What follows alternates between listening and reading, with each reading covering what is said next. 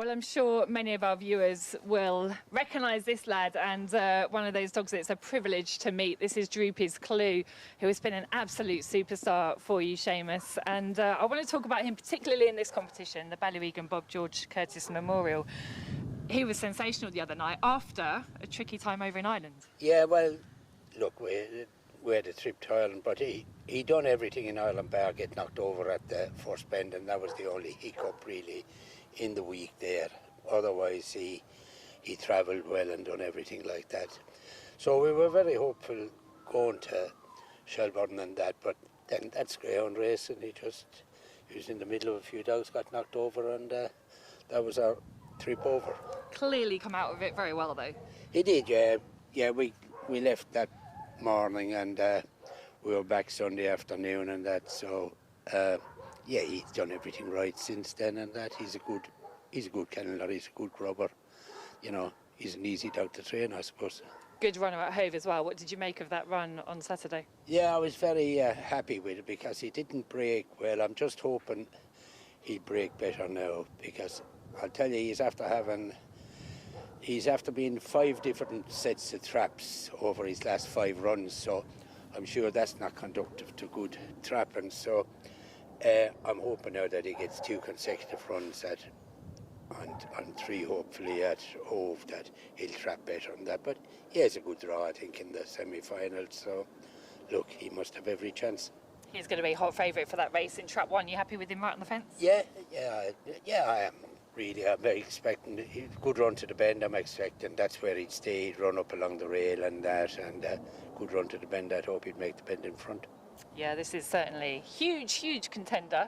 Probably an understatement for the Ballyregan Bob Curtis Memorial. Droopys Clue. Well, this is one of your Olympic runners. This is Lightfoot Falcon, obviously trained by Seamus, and this dog was racing really good A1 dog for you up until about the spring. You stepped him up to opens, and he's taken the step up in class really well. Yeah, he's a nice, you know, he's top grade, kind of minor open race dog and that, and yeah, 6 bends is probably his best distance. 660 or that is probably his ideal trip. 695 is possibly a little bit far from, but he's running very well on that, and look, he goes into the semi-final with a clear run. He'll be coming home stronger than most, and that, who knows, he could qualify. You say minor opens, but he ran very well in the Regency, and I think he was runner-up in the Regency Constellation. Wasn't that far behind Space Jet on one occasion. That's right, yeah, he only just got beat a length and a half, I think, that was in the semi-final, and I was sure he was going to qualify. And then Space Jet come from nowhere, of course, and won, and we were third. So, yeah, but he's a lovely dog. He's a really nice dog. He's mostly been kept at Hove as well, so he's got that kind of home track knowledge. Yeah, he has. He's certainly used to the track and that. But in the new year, the owners have Crayford in mind, maybe give him a couple of runs there in the new year and just see how he go in a couple of trials around there go for the big one there. Do you think he'll take to Crayford? I'm not so sure, but we're going to give him a couple of trials. It's actually sometimes hard to tell just by looking at a dog, isn't it? Yeah, it is. Yeah, he's I'm not sure he's ideal for it, but we'll give him a couple of trials. What do you think about his semi-final? He's a middle runner. You've got Trap 5 in the first semi. It's fairly tough. Yeah, it is. Linda Green have 3, I think 2, 3 and 4 in it, and look, if he had a bit of luck in running around first, second bend, he'd have to be on their tails really down the back straight and that, but if he was, he could certainly run into a place. Lightfoot Falcon goes in the first semi-final of the Coral Olympic. Go on. Well, this is Never Say No, who also lines up in the Coral Olympic, and Teresa here. Teresa's mum, this is a homebred out of Ballyregan, Biddy and Droopys Sydney, who's just throwing everything fantastic at the moment. So you must be very proud of this boy. Yeah, he's a really fantastic dog. He's only had 17 races. He's won 8 of them and been 6 in the second spot. So, you know, 14 in the first 2 is good. He's still a pup. He's in the Olympic, but he's going to take his chance. The 515, you know, suits him well. He runs on well and he's a strong dog. So hoping for, you know, qualifying space on Saturday night. He seems to be in great form. You gave him 2 prep races before the competition and he went really well. Yeah, he won his last 3 races, 3 pups. He had a little niggle a couple of weeks before that and come back and won his last 3. So, yeah, no, he's a lovely boy. He's only a litter of 3 dogs we had. So he's quite a strong lad. He's actually one of the sharps, but he's not actually named a sharp, and they're all quite strong lads. They take after the mother, Biddy. She always used to pull and whatever, and they're quite a handful because they're 36.5 kilos. We've got a brother of him that's 38 and another one that's 36 kilos, so they're quite strong to handle. He's lovely. What did you think of his running the heat? He came third, but he did find a bit of trouble at the first bend. I actually thought he got second, but he was after the line. He's liking the camera. He's got friendly now. Yeah. He was frightened of Rich a minute ago, and now he wants to be his mates. Yeah, no, I actually thought he got second. He ran on really well into the pickup. You know, it might be 575 Romford competition in the new year for him. What do you think of his semi-final run? He's got trap 2. What do you think of his race? Yeah, he's got a little bit. He's got to turn around and boss the rails, really, because he is a really one dog, you know. But look, he's got a bit of weight behind him and everything, you know, and he can break out. So if he breaks out and gets a nice longer run of the rails, I'd be hoping that he'd be in the final. Are you parading him?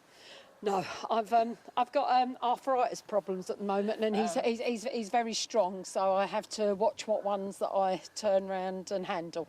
Fair enough. He does look a very strong dog. There you go. He's in the Coral Olympic on Saturday night. Billy Blanche, right? Well, another special dog here now. East Anglian Derby winner. Watch the Limo. Again, gave you your first East Anglian Derby win. Yeah, after trying for several years, really. And going very close as well. And yeah, we got beat short hit in 1 year. But yeah, it was, look, you need a bit of luck some nights and that, and you know, another person's misfortune was our good fortune and that, but and you don't like to see that happening. But look, he took his chance, he got it, and he won it. And look, he's a nice dog. He's a good little dog in his own right and that, and he's going to win plenty of races. I'd say that for him. He's run over distance that's too far for him now.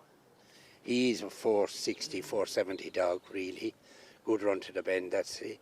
And he hasn't been trapping at Hove for whatever reason, because that's his strong point, trapping and getting to the bend. I would have thought he'd be leading to the bend in the 515.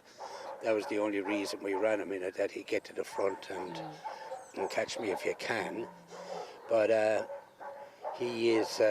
yeah, we're looking forward to next year with him, and he'll, as I said, he'll win plenty of races. Good to hear.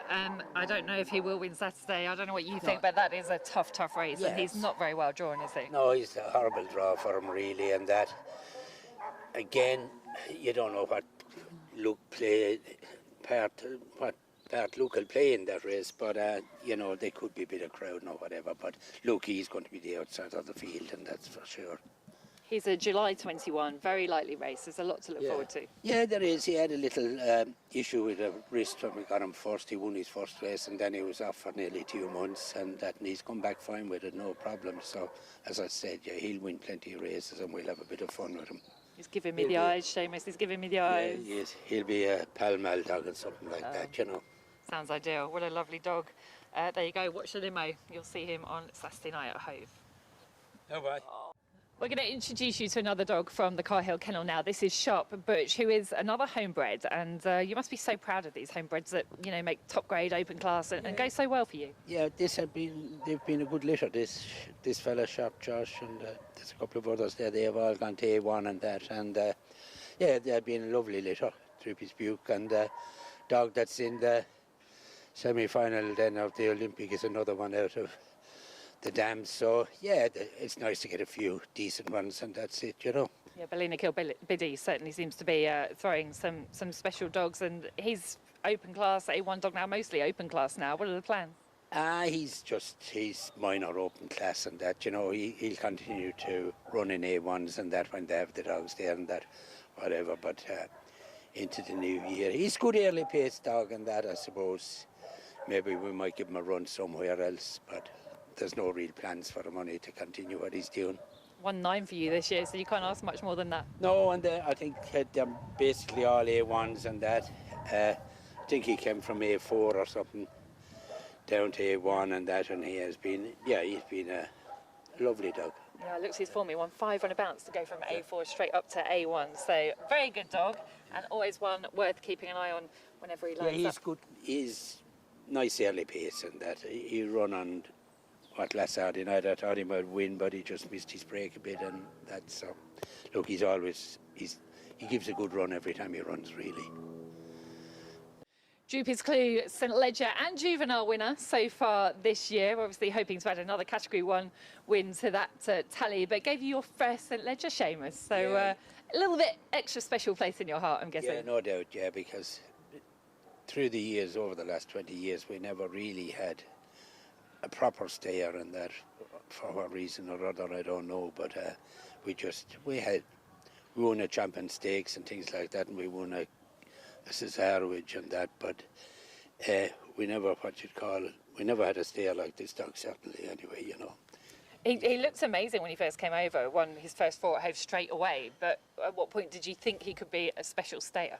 Yeah, well, we thought he might be a stayer. Well, we had 2 of them at the time, and Mary Champion, he was running at the same time and that, and he looked as strong as this dog in that early race and that, and we actually had him maybe penciled in as more the stayer than this fella. But anyway, things went wrong with him and whatever. But so this lad blossomed. Really, it is.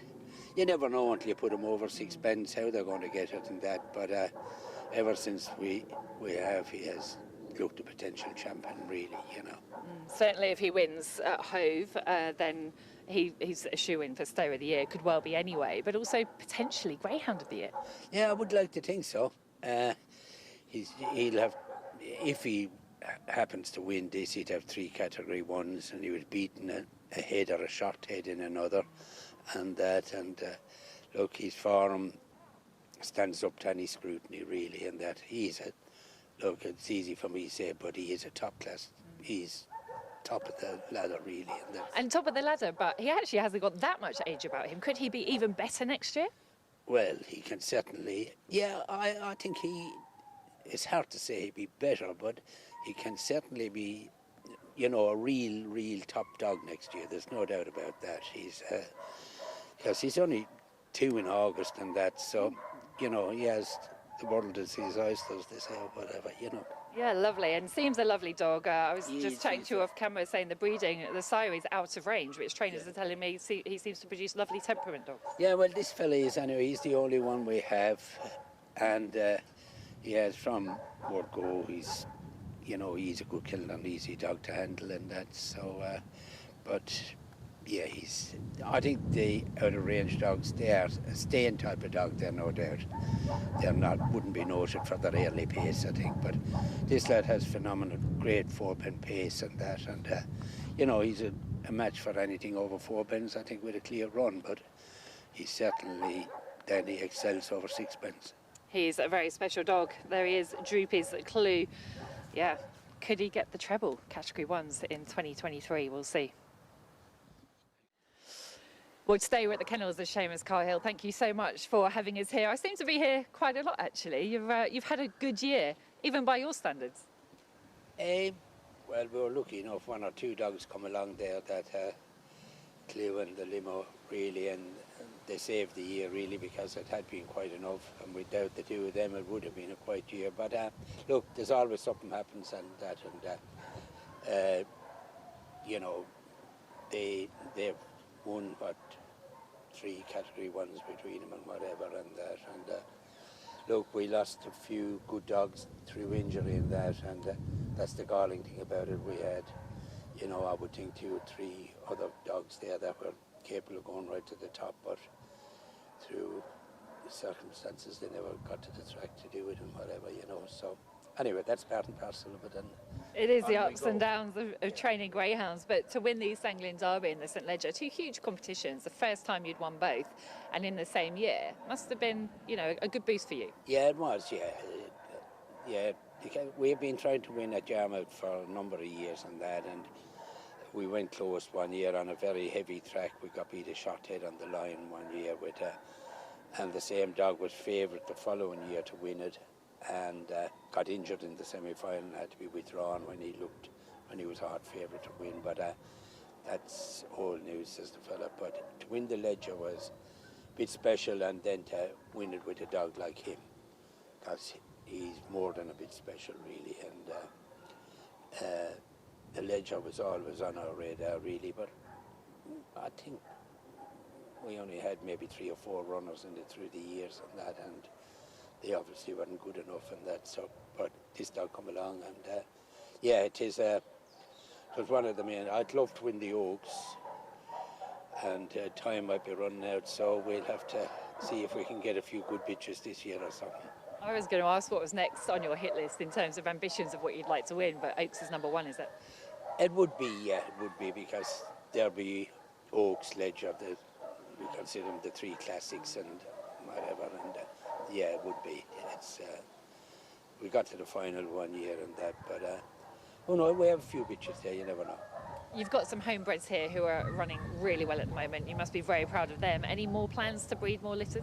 Oh yeah, we have about 20 dogs or 25 dogs in Ireland being reared and that, and yeah, we're always, you know, buying dogs and that. When we were in Ireland last week, we bought 3 or 4 dogs as well. It's not as if we hadn't enough of them, but we still bought some more. So yeah, we'll be, as long as we can, we'll be breeding and trying to. You're always looking for that good dog, really, and that's it. It's an expensive way of getting graders in a sense, but you're always looking for the Droopys Clue or something like that. Absolutely. You just told me 25 years you've been training. The game has changed so much. Do you ever see yourself not training, and are you still enjoying it? Yeah, I certainly, look, I get a certain amount, but it's nothing like it was. The game has completely changed, really. You don't get owners going to the track anymore because it starts too early in the evening. There's a lot wrong with the game, but I can't see how it can be fixed either. And I don't think money is the be-all and end-all of it all, but it certainly would help. But what would I say?